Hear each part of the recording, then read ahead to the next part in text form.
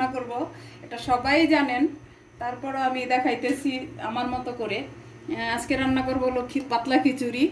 আমাদের এখানে তো গরম, কিন্তু বাংলাদেশে তো বৃষ্টি হয়, ওই বাংলাদেশের বৃষ্টির আমেজে আজকে আমরা খিচুড়ি খাবো। এই যে খিচুড়ির জন্য এখানে আমার 250 গ্রাম হলো চাল, আর 250 গ্রাম 3 রকমের ডাল নিছি আমি।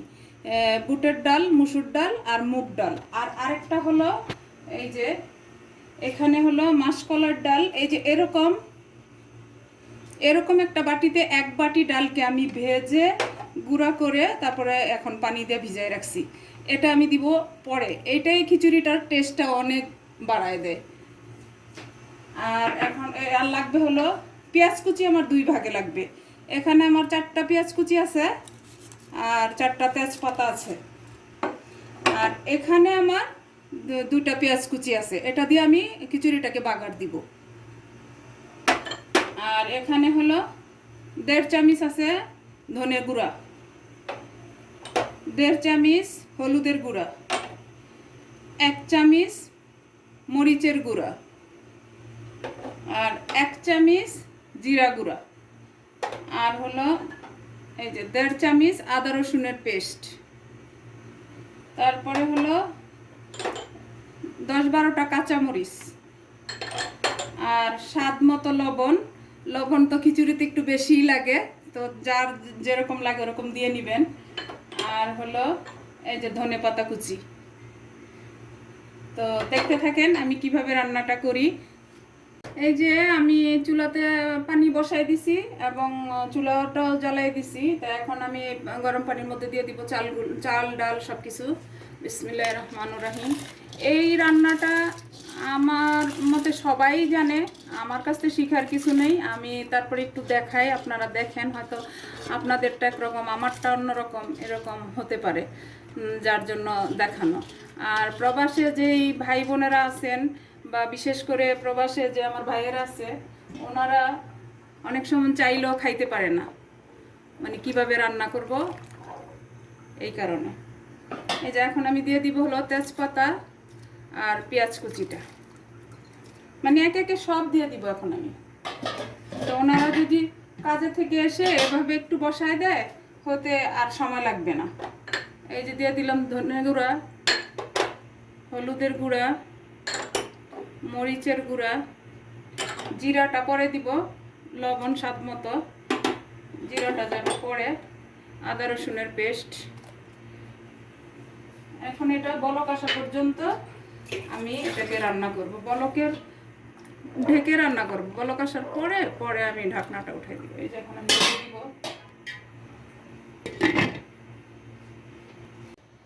এই যে আমার খিচুড়িটা বলক এসে গেছে, এখন আমি ঢাকনাটা উঠাই দিব। নতুন রাঁধুনিরা এটা একবার হলো ট্রাই করো, একদম সোজা। এটা যারা আমার মতো খিচুড়ি প্রেমী, আমার মেজো ছেলে আর আমি খুব পছন্দ করি এই পাতলা খিচুড়ি। তো প্রবাসী অনেক ভাইয়েরা আছে, অনেক পছন্দ করে। ওনাদের উদ্দেশ্য বলতেছি, এভাবে সব কিছু রেডি থাকলে বাস চুলার উপর বসাই দিলে আর হতে সময়ও লাগে না, আর হলো কি যেন বলে আপনাদের কোনো কষ্টও হবে না। তো দেখতে থাকেন আমি রান্নাটা করতেছি। এখন আমি এইভাবে 20 মিনিট রান্না করবো এটাকে। 20 মিনিট পর আমি আসতেছি। এই যে আমি 20 মিনিট পর আসলাম। এই যে দেখেন আমার খিচুড়িটা অলমোস্ট চালটা ডালটা ফুটে গেছে, চাল ডাল। এখন আমি ওই যে মিক্স করা মাসকলার ডালটা যেন ভিজায় রাখছি, এটা আমি এখন দিব। এই খিচুড়িটা সবাই রান্না করতে জানেন, এখন আমি আমার মতো করে করলাম, আপনারা করেন, বাসায় করে খান, খেয়ে দেখেন। আর এখন তো খিচুড়ি খাওয়ার সময়, যেহেতু বৃষ্টি হয় বাংলাদেশে, অন্যান্য জায়গায়ও বৃষ্টি হয়। তো আমার মতো যারা খিচুড়ি প্রেমী, তারা তো গরম আর শীত নাই, খিচুড়ি খাওয়ার জন্য রেডি থাকেন। তো এইভাবে খিচুড়িটা রান্না করেন, করে খান। এত সুন্দর ফ্লেভার আসতেছে, মানে মনে চাইতেছে এখনই খেয়ে ফেলি। আরও 15 মিনিটের মতো লাগবে আমার এটা। এই যে এখন যে মাসকলাইয়ের ডালটা দিছি, ওটা একটু ফুটে উঠলেই আমি বাগারটা দিয়ে দিব। তো আপনারা দেখতে থাকেন, আমি 15 মিনিট পর আবার আসতেছি। এই যে আমি 15 মিনিট পর আসলাম, অলমোস্ট আমার খিচুড়িটা হয়ে গেছে। এখন আমি দিব হলো কাঁচামরিচ। মানে আমি বাগারের আগে সব কিছু দিয়ে ফেলবো, বাগারটা দিয়ে আর কিছু দিব না। এখন এই যে দিলাম হলো জিরা গুঁড়া, কারণ বাগারের পরে আমি ঢাকনাটা লাগিয়ে দিব, আর কিচ্ছু দিব না, কারণ হলো ওই বাগারের ফ্লেভারটা যেন খিচুড়ির ভিতরে পুরোপুরি যায়, এই জন্যে। আর খিচুড়িটা অনেকে এর চেয়ে একটু গাঢ় খায়, কিন্তু আমি আবার একটু পাতলাটাই পছন্দ করি, এই জন্য আমি একটু পাতলা রাখলাম। চাইলে আপনারা আর একটু গাঢ় করতে পারেন, এবং ঠান্ডা হলে গাঢ় হয়ে যায়। এই যে এখন দিব হলো আমি ধনে পাতা, এই যে ধনে পাতাটাও দিয়ে দিলাম, দিয়ে একটু নেড়ে আমি এখন দিব হলো বাগারটা দিয়ে।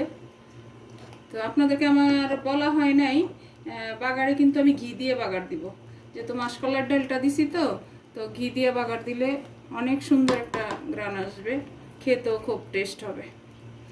আর আমার চুলার আঁচটা কিন্তু প্রথমে ছিল হাই ফ্লেমে, এখন মিডিয়াম ফ্লেমে আছে। আর হলো কারণ খিচুড়িতে অত চুলার জাল বেশি কমের অন্য কিছু পড়ে না, কারণ হলো পানি তো, তারপরও এখন মিডিয়াম ফ্লেমে রাখছি আর কি। এই যে এখন আমি খিচুড়ির পাতিলটা ওই চুলাতে ট্রান্সফার করে দিছি। এখন আমি এটাতে বাগারটা রেডি করব, এই চুলাতে আমি বাগারটা রেডি করব। বাগারের জন্য আমি দিব হলো 3 চামচ ঘি। এই যে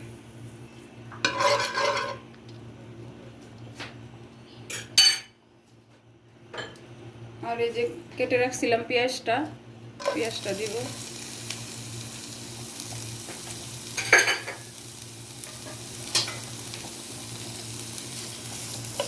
দিয়ে আমি এটা বাগারের জন্য রেডি করব। এই যে দেখেন আমার পেঁয়াজটা অলরেডি ব্রাউন হয়ে গেছে, আর একটু আমি ভাজবো, ভেজে আমি বাগারটা দিয়ে দেব। বাগারটা দিলেই আমার রান্নাটা শেষ হয়ে যাবে। এই যে আমার পেঁয়াজটা ভাজা হয়ে গেছে, এখন আমি বাগারটা দিব। এই যে আমি বাগারটা দিয়ে দিলাম।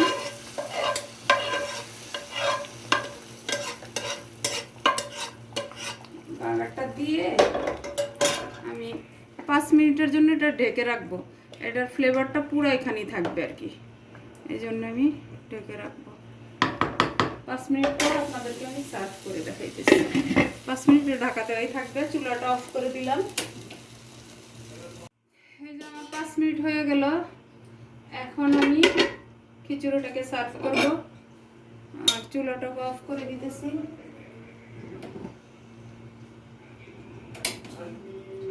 এই যে সার্ভ করতেছি। এরকম খিচুড়ি আর গরুর মাংস যদি হয় তাহলে তো আর কথাই নাই, খেতে এত টেস্ট। প্লিজ আপনারা বাসায় বানায় খিচুড়িটা খান, খেয়ে আমাকে কমেন্টসে জানান। এই যে আমার হয়ে গেল খিচুড়িটা, আমি এখানে সার্ভ করে নিছি। খিচুড়ি আর হলো পাতলা মাংস দিয়ে আলুর ঝোল, এই যে গরুর মাংসের ঝোল। আর এটা হলো বাংলাদেশি, অনেকে বলে এলাইচি লেবু, অনেকে বলে গন্ধরাজ লেবু, এটার সেন্ট অনেক বেশি। এটা বাংলাদেশি লেবু। এই লেবুটা দেখে আমার খিচুড়ি খাওয়ার ইচ্ছা হলো, তো এই লেবুটা দিয়ে এভাবে, আর যদি হয় এরকম গরুর মাংসের ঝোল, তাইলে তো আর কিছুই লাগে না।